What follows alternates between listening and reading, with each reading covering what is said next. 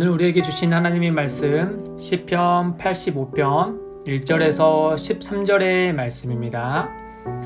여호와여, 주께서 주의 땅에 은혜를 베푸사 야곱의 포로된 자들이 돌아오게 하셨으며 주의 백성의 죄악을 사하시고 그들의 모든 죄를 덮으셨나이다. 주의 모든 분노를 거두시며 주의 진노를 돌이키셨나이다. 우리 구원의 하나님이여, 우리를 돌이키시고 우리에게 향하신 주의 분노를 거두소서. 주께서 우리에게 영원히 노하시며 대대에 진노하시겠나이까. 주께서 우리를 다시 살리사 주의 백성이 주를 기뻐하도록 하지 아니하시겠나이까. 여호와여, 주의 인자하심을 우리에게 보이시며 주의 구원을 우리에게 주소서. 내가 하나님 여호와께서 하실 말씀을 드리리니 무릇 그의 백성 그의 성도들에게 화평을 말씀하실 것이라. 그들은 다시 어리석은 대로 돌아가지 말지로다. 진실로 그의 구원이 그를 경외하는 자에게 가까우니 영광이 우리 땅에 머무리리이다. 인애와 진리가 만나고 의와 화평이 서로 입맞추었으며 진리는 땅에서 솟아나고 의는 하늘에서 굽어오도다. 여호와께서 좋은 것을 주시리니 우리 땅이 그 산물을 내리로다. 의가 주의 앞에 앞서가며 주의 길을 닦으리로다. 아멘. 시편 85편의 시인은 함께 노래하는 회중들과 같이 지난 과거를 돌아봅니다.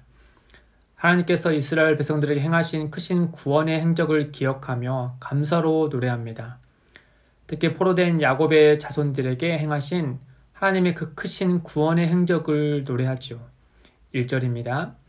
여호와여, 주께서 주의 땅에 은혜를 베푸사 야곱의 포로된 자들이 돌아오게 하셨으며, 포로된 때가 언제를 가리킨 것인지 정확히 확인할 수는 없으나 보통 성경에서 포로와 포로 귀환에 대한 주제를 이야기할 때 주로 바벨론 포로와 또 포로 귀환의 때를 말하곤 합니다. 시인의 고백처럼 바벨론 포로 중이었던 이스라엘 백성들이 다시금 고국으로 돌아올 수 있는 이유는 그들의 어떠함이 아니라 하나님께서 예레미야를 통해 앞서 약속하신 그분의 신실하심 때문입니다. 예레미야 29장 10절에 죄악으로 인해 포로로 끌려갈 이스라엘 백성들에게 하나님은 이렇게 말씀합니다.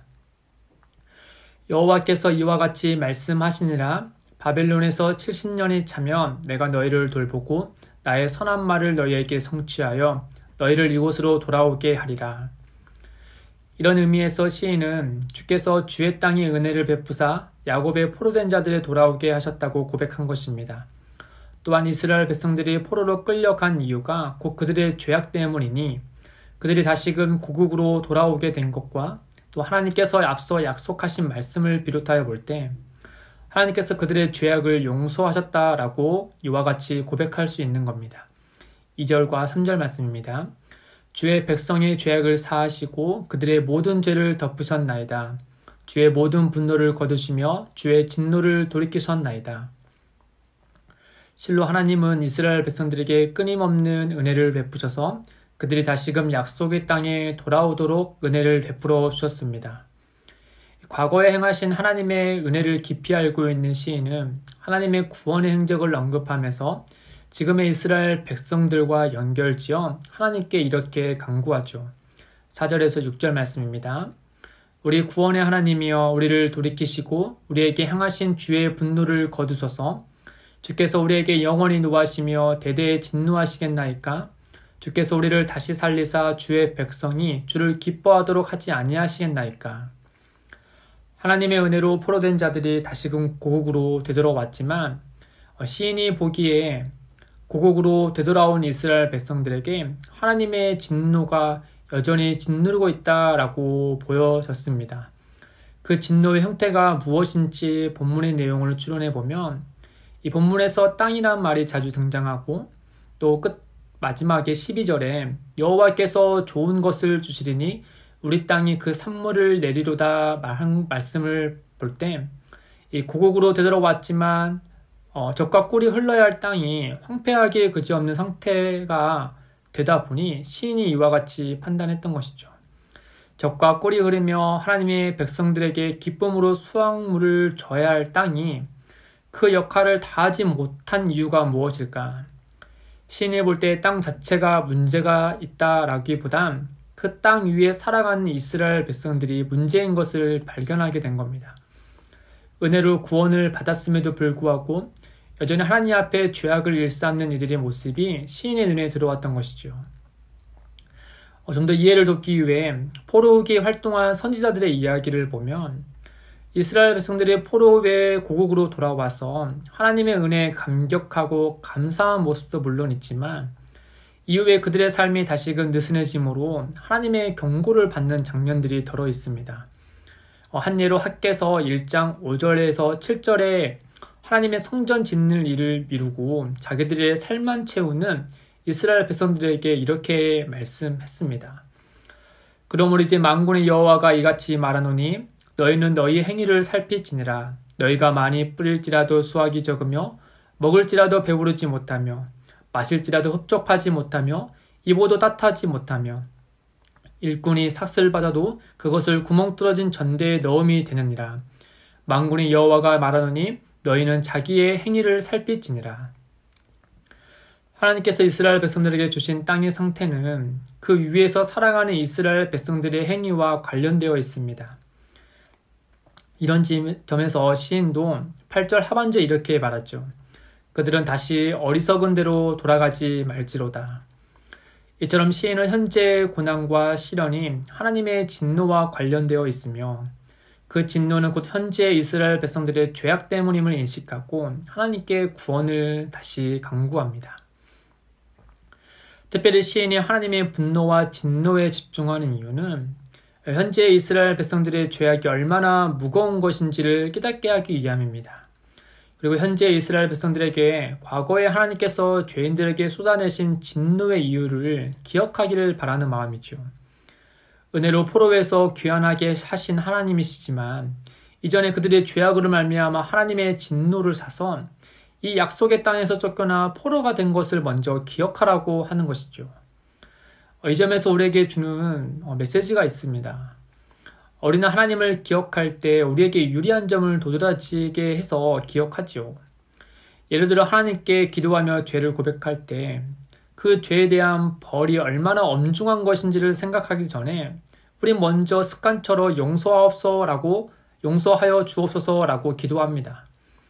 물론 그 용서하옵소서라는 말에 죄에 대한 뉘우침이 내포되어 있을 뿐 아니라 하나님의 자비하심이 호소하기 때문에 이렇게 먼저 말하곤 하죠. 그러나 한편으로는 너무 빠른 용서하옵소서는 우리가 행하는 죄에 대한 책임이 얼마나 엄중한 것인지 미처 생각하지 못하고 지나칠 뿐 아니라 그 죄 때문에 하나님의 아들께서 십자가를 지신 일을 바로 보지 못하게 됩니다. 그러니 우리가 회개하여 하나님께 기도할 때 빠른 용서를 구하고 그 자리를 빨리 피하려고 하기보다 우리가 지은 죄의 무게에 대해서 예수 그리스도의 고난과 십자가 지심과 관련하여서 보다 깊이 생각하고 진실한 마음으로 하나님께 죄를 고백하며 용서를 구하는 자세를 가져야겠죠. 이제 이어서 시인은 죄에 대해 크게 진노하신 하나님이심에도 불구하고 그 이면에 하나님의 한결같은 사랑을 바라보며 이렇게 간구합니다. 세 번역으로 7절과 8절에 이렇게 적혀 있습니다. 주님의 한결같은 사랑을 보여주십시오. 우리에게 주님의 구원을 베풀어 주십시오. 하나님께서 무엇을 말씀하시든지 내가 듣겠습니다. 주께서 우리에게 평화를 약속하실 것입니다. 주님께서는 주님의 백성, 주님의 성도들이 망령된 대로 돌아가지 않는다면 진정으로 평화를 주실 것입니다. 과거에 하나님께서 행하신 것처럼 지금의 이 백성들에게도 진노를 거둬주시고 한결같은 사랑을 베풀어 주실 것을 간절히 구하고 있습니다. 특히 시인은 옛 광야 이스라엘 백성들이 금송아지를 만들어 하나님 앞에 크게 죄를 범했을 때 이스라엘 백성들 가운데 대표로 모세가 하나님 앞에 서서 그들을 위해 중재했던 것처럼 이 시인도 내가 주의 말씀을 듣겠나이다 라고 하며 공동체 가운데 대표로 하나님 앞에 나아가는 모습을 볼 수 있습니다. 그가 진노하신 하나님 앞에 담대히 나아가 그분의 말씀을 듣겠노라 할 수 있는 이유는 과거 하나님께서 그 진노 속에서 그럼에도 불구하고 항상 그의 인자심이 깃들어 있는 것을 그는 알고 있기 때문입니다. 마찬가지로 우리가 하나님 앞에 나아갈 수 있는 이유가 무엇입니까? 바로 하나님 아버지의 크신 사랑으로 그가 보내신 예수 그리스도의 그 은혜 때문이 아니겠습니까? 죄로 인해 진노를 살 수밖에 없는 죄인들이지만 하나님의 크신 사랑과 예수 그리스도의 은혜로 우리 날마다 하나님 앞에 나아가 그분의 자비하심으로 말씀을 들을 수 있습니다. 우리가 주일에 들은 말씀 에베소서 2장 3절에서 5절 말씀을 들어보십시오. 전에는 우리도 다 그 가운데서 우리의 육체의 욕심을 따라 지내며 육체와 마음에 원하는 것을 하여 다른 이들과 같이 본질상 진노의 자녀였더니 긍휼이 풍성하신 하나님이 우리를 사랑하신 그 큰 사랑으로 인하여 허물로 죽은 우리를 그리스도와 함께 살리셨고 너희는 그 은혜로 구원을 받은 것이라. 아멘. 끝으로 시인은 현재의 구원을 바라는 것으로 그치는 것이 아니라 미래의 완전한 하나님 나라의 회복을 꿈꾸며 이렇게 고백합니다. 9절에서 13절 말씀입니다. 진실로 그의 구원이 그를 경외하는 자에게 가까우니 영광이 우리 땅에 머무리리이다. 인애와 진리가 같이 만나고 의와 화평이 서로 입맞추었으며 진리는 땅에서 솟아나고 의는 하늘에서 굽어보도다. 여호와께서 좋은 것을 주시리니 우리 땅이 그 산물을 내리로다. 의가 주의 앞에 앞서가며 주의 길을 닦으리로다. 시인이 살았을 때 이러한 날을 보았는지 알 수 없지만 어쩌면 시인은 그날을 고대하되 현재 자신이 사는 날로 한정하기보단 장차 오실 메시아께서 이 모든 일을 아름답게 이루어질 것을 믿음의 눈으로 들어 바라보았을 겁니다. 그리고 지금 현재를 살아가는 우리는 그 날이 이미 왔으며 그리고 오고 있다는 사실을 우리는 알고 있습니다. 요한복음 1장 14절에 말씀이 육신이 되어 우리 가운데 거하시며 우리가 그의 영광을 보니 아버지의 독생자의 영광이요 은혜와 진리가 충만하더라.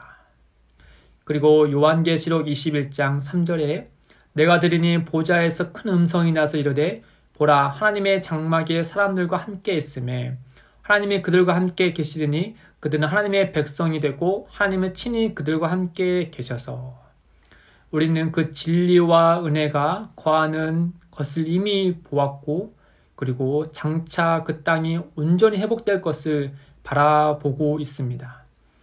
사랑하는 성도 여러분, 진실로 우리는 예수 그리스도 안에서 하나님의 구원을 받은 자들입니다. 우리는 모두 예수님께 속한 자들이죠. 예수님 안에서 인애와 진리가 만나고 의와 화평이 서로 입맞추게 된 것은 곧 그의 안에 거하는 우리의 삶에도 일어나는 일입니다. 갈라디아서 5장 22절에서 23절에 오직 성령의 열매는 사랑과 희락과 화평과 오래 참음과 자비와 양성과 충성과 온유와 절제니 이 같은 것을 금지할 법이 없느니라. 그리스도 예수 안에 있는 성령 안에 있는 우리는 이와 같은 열매를 맺으며 살아가는 것이죠. 하나님의 영광이 성도님들의 삶에 이 아름다운 열매로 잘 드러나기를 주님의 이름으로 소망하며 축복합니다. 기도하겠습니다.